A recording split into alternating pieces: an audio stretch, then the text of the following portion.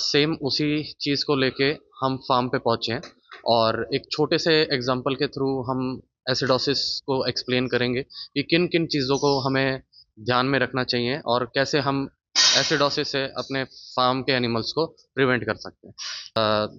बात करें, हमारे पास एक कॉल आता है एक फार्मर का। वो कहता है कि मेरी गाय का जो दूध का प्रोडक्शन था वो लो हो गया, प्लस जो गायें हैं वो काफ़ी सुस्त और कमज़ोर दिखने लगी हैं।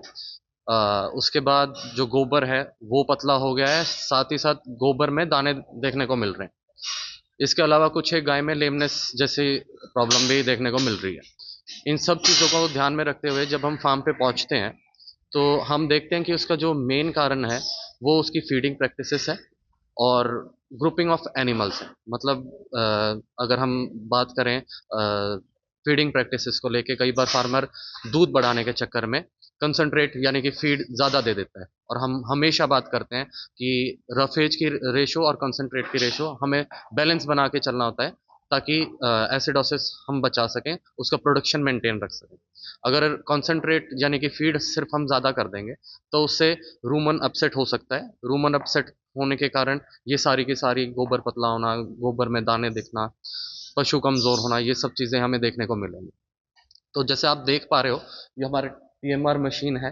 तो इसका टीएमआर मशीन का काफ़ी रोल है इसमें, क्योंकि जब हम सारा राशन यानी कि हरा, तूड़ी, साइलेज, फीड को इक्वली मिक्स करके एक पशु को देंगे तो वो हर एक बाइट के साथ इक्वल अमाउंट, मतलब सेम अमाउंट में उसको एनर्जी जाएगी, फाइबर जाएगा, प्रोटीन जाएगा, जिसके कारण उसकी रूमन हेल्थ अपसेट नहीं होगी और उसका गट मेंटेन रहेगा, यानी कि उसका प्रोडक्शन मेंटेन रहेगा। बट ये सब अगर हम नहीं कर पाते हैं तो अगर हम ये नहीं कर पाते हैं तो पशु का मिल्क प्रोडक्शन भी डाउन जाता है।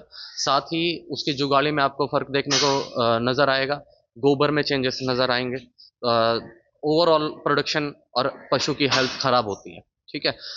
दूसरी जो सबसे बड़ी चीज़ है, वो कई बार किसान भाई क्या करते हैं, ग्रुपिंग नहीं करते एनिमल्स की।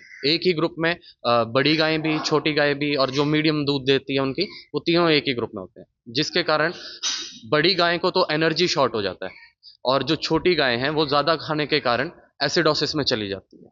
और जितने भी हमने एग्जाम्पल दिए, गोबर पतला होना, कमज़ोर पड़ना, लेमनेस के केसेस हमें फिर फार्म पे देखने को मिलते हैं।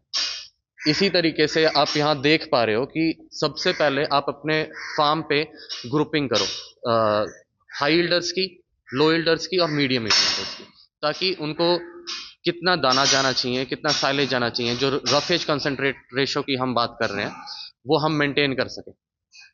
इसके अलावा कई बार क्या होता है, किसान भाई देखता है कि मेरे पास टीएमआर भी ठीक है और टोटल राशन भी मैं ठीक देने लग रहा हूँ, प्लस मैंने ग्रुपिंग भी कर रखी है एनिमल्स की, फिर भी एसिडोसिस के केसेस देखने को मिल रहे हैं और ये ज़्यादातर होता है हीट स्ट्रेस के कारण।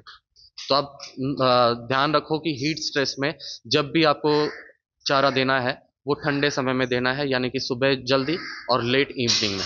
ठीक है। इसके अलावा आपको स्प्रिंकलर्स लगवा के रखने हैं, फैन का यूज़ करना है, सारा टाइम बिल्कुल साफ और ठंडा पानी पशु को अपने प्रोवाइड करना है।